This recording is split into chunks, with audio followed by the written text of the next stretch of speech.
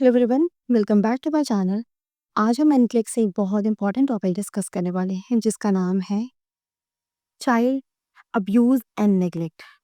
As per NCLEX, safety हमेशा हमारी priority होती है और ये टॉपिक सेफ्टी से रिलेटेड है। So stay tune and let's start. Okay, let's talk about definition. Child abuse का मतलब होता है कि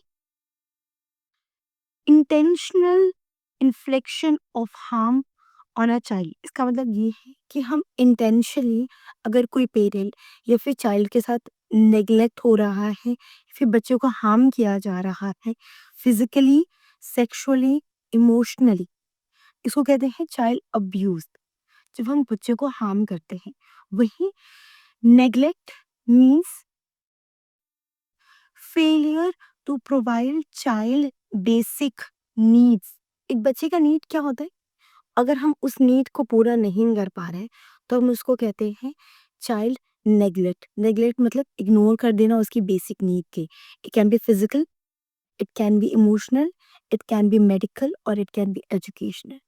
अगर बच्चे को पेरेंट्स स्कूल नहीं भेज रहे हैं या फिर देख रहे हैं कि बच्चा 7-8 साल का हो गया अभी भी स्कूल नहीं जा रहा है, या फिर उसको बेसिक एजुकेशन नहीं मिल रही है, या फिर कोई भी मेडिकल नीड नहीं पूरा हो रहा है, अगर बच्चा बीमार है उसको हॉस्पिटल नहीं लेके जा रहे हैं, या फिर अगर हम लोग फिजिकली बच्चे को नेग्लेक्ट कर रहे हैं, मतलब बच्चे को इमोशन चाहिए, पेरेंट्स से प्यार चाहिए, अगर वो प्रोवाइड करने में फेल हो रहे हैं, या फिर फिजिकली अगर हम बच्चे को उसके नीड्स को इग्नोर कर रहे हैं, उसकी सेफ्टी को इग्नोर कर रहे हैं, this comes under child abuse and child neglect. अगर इन्फेंट को सही सीट पे नहीं दे रहे हैं, सेफ्टी प्रोवाइड नहीं कर रहे हैं, it's all comes under child abuse and child neglect. Okay, the next is type of abuse. जैसे आपको पता है, it can be physical, it can be sexual, it can be emotional और it can also be neglect. Physical means कि अगर बच्चे को चोट लगी है और आपको हमेशा एनक्लेक्स में ब्रूजेस इन वेरियस स्टेजेस, मतलब कि ऐसे चोट के निशान जो बॉडी पे अलग अलग स्टेजेस पर है। यानी कि मान लो एक बच्चे को के बॉडी पे बेल्ट के निशान है और 2-3 जगह बेल्ट के निशान है। कुछ तो ऐसे लग रहे हैं कुछ पुराने हैं और कुछ नए हैं। तो इसका मतलब है कि रिपीटेडली बच्चे पे अब्यूज हो रहा है, बर्न है, या फिर बच्चे के साथ स्पाइरल फ्रैक्चर है। अगर बच्चे का आपने हाथ मोड़ा तो it can lead to spiral fracture, क्योंकि बच्चों की बोन बहुत सॉफ्ट होती है, फ्रैक्चर इजीली नहीं होता। अगर मोड़ा जा रहा है इंटेंशनली, तो इसका मतलब ये है कि बच्चे के साथ फिजिकल अब्यूज हो रहा है। बच्चा क्या करेगा? आई कांटेक्ट नहीं कर पाएगा। जब भी आपको ये साइमन सिंड्रोम पहचानना है, अगर बच्चा, पेरेंट्स और एक नर्स बात कर रहे हैं, जो भी सवाल आप पूछ रहे हो बच्चे से, अगर उसका जवाब देने में बच्चा बार-बार अपने पेरेंट्स की तरफ देख रहा है या फिर बच्चा बार-बार चुप हो जा रहा है बोलते-बोलते, तो इसका मतलब ये है कि उसके साथ अब्यूज़ हो रहा है और बच्चा डर रहा है। नेक्स्ट हमको समझना है सेक्सुअल अब्यूज़। सेक्सुअल अब्यूज़ को कैसे कैसे हमें पता लगेगा कि बच्चे के साथ सेक्सुअल अब्यूज़ हो रहा है? अगर सेक्सुअल एक्टिविटी और exposure, it can B genital injury, STI, inappropriate behaviour. अगर बच्चा बार-बार अपने जेनिटल्स को टच कर रहा है या फिर बार-बार उसको आई आई इन्फेक्शन हो रहा है, या फिर बच्चे के जेनिटल्स पे चोट लगा है, या फिर ब्लीडिंग है, या फिर बच्चा अपने एज से ज़्यादा सेक्सुअल अवेयर है। इट कैन बी बच्चे को वॉकिंग में डिफ़िकल्टी हो रही है, बैठने में डिफ़िकल्टी हो रही है। These are all sign and symptom कि बच्चे के साथ सेक्सुअल अब्यूज़ हो रहा है। नेक्स्ट आता है emotional abuse.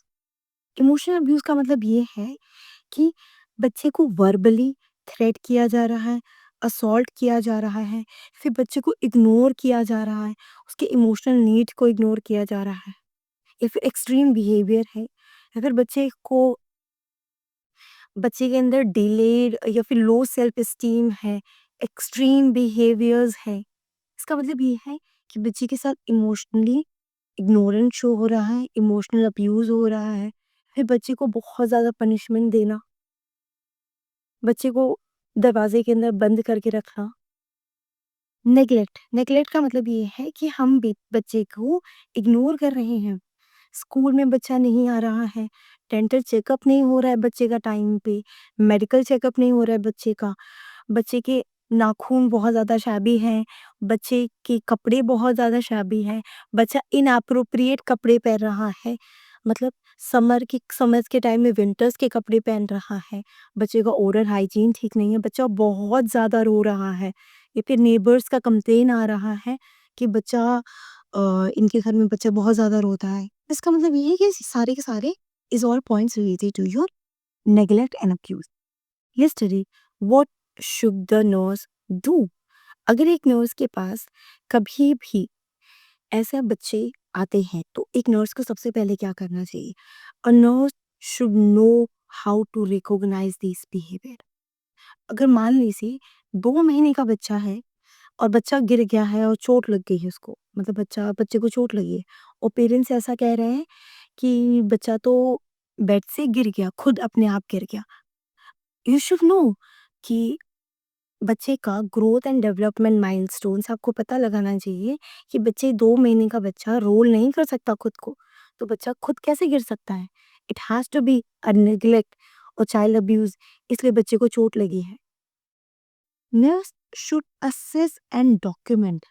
A nurse should assess in direct quote या फ्लेक्चुअल डिस्क्रिप्शन या फिर objective language, in the sense कि अगर बच्चा बार बार पेरेंट्स के सामने या फिर पेरेंट्स को बार बार देख रहा है तो नर्स शुड असेस। अब ये असेसमेंट कभी भी डायरेक्टली पेरेंट्स के सामने नहीं होता है। अगर आप पेरेंट्स के सामने इस सस्पेक्ट है, अगर पेरेंट्स सस्पेक्ट है, अगर उनके सामने आप बच्चे का असेस करोगे तो इट कैन बी बच्चा अच्छे से कॉर्पोरेट नहीं कर पाएगा। तो आपको हमेशा याद रखना है, सस्पेक्ट से दूर होके बच्चे का असेसमेंट किया जाता है। Next is reporting. It has to be mandatory reporting. अगर बच्चा कह रहा है कि नहीं किसी को नहीं बताई आप ये बात, अगर मैं आपको ये चीज़ बताऊँगा, अ nurse should always mandatory report to the higher authority about these behavior.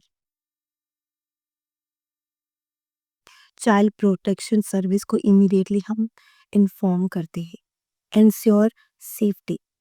आपको बच्चे की सेफ्टी, अगर डाउट है, अगर बच्चा कह रहा है कि पेरेंट्स, फैमिली या फिर कोई भी मेंबर्स अगर बच्चे को खतरा है तो हमें बच्चे को सेफ्टी में रखना है।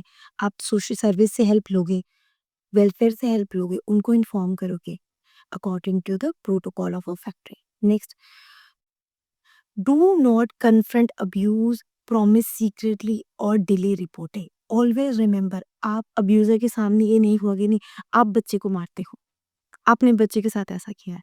अगर आप अब्यूजर के सामने कंफ्रंट करोगे तो it can lead to heat up in the situation, मतलब कि बात और बिगड़ सकती है। आपको डायरेक्टली अपने सीनियर को रिपोर्ट करना है, कन्फ्रंट नहीं करना है। यहाँ पे लॉ आपके हाथ में नहीं है, लॉ एक हायर अथॉरिटी के पास है। Next, secrecy. सेक्रेसी कि आपको कभी भी ये नहीं कहना कि नहीं ये बात मैं किसी को नहीं बताऊँगा। इससे क्या होगा, आप एक ब्रीच कर रहे हो प्रॉमिस को बच्चे के साथ। आपको इन्फॉर्म करना है कि हाँ, मुझे ये इन्फॉर्मेशन अपने सीनियर को देना पड़ेगा।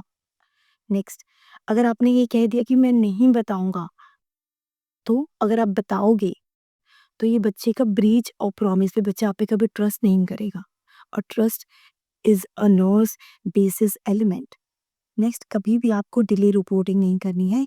इट्स ऑलवेज योर रिस्पॉन्सिबिलिटी कि आप इमीडिएटली बच्चे कुछ के साथ जो भी हो रहा है आप इसको फर्दर लेके जाओ और इन्फॉर्म करो। Next is, what are the legal and ethical principle required at this moment of time? First is mandate report. अगर ऑप्शन में है आपके कि you have to report, yes, I will mandatory report.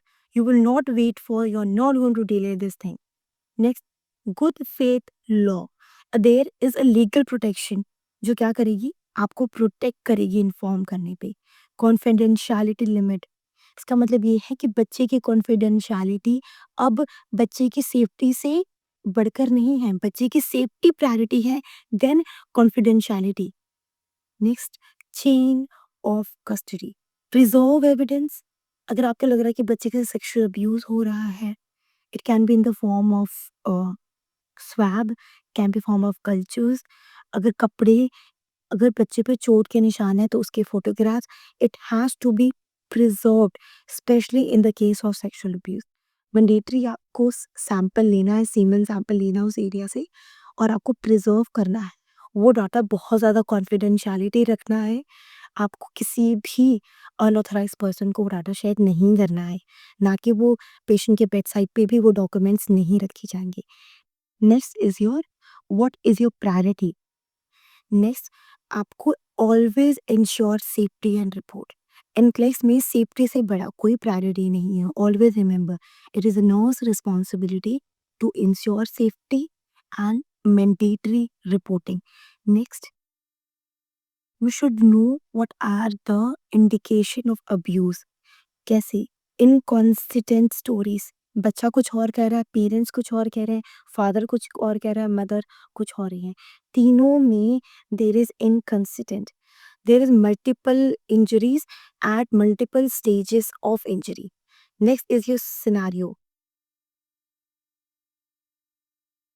Regression, stories does not match to the injury.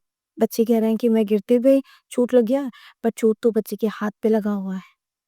बच्चे पे belt के निशान है और पेरेंट्स कह रहे हैं कि बच्चा स्लाइड से गिर गया। तो ये चीज़ें मैच नहीं कर रही हैं, देन यू शुड सी कि these can be a red flag, it need to be reported.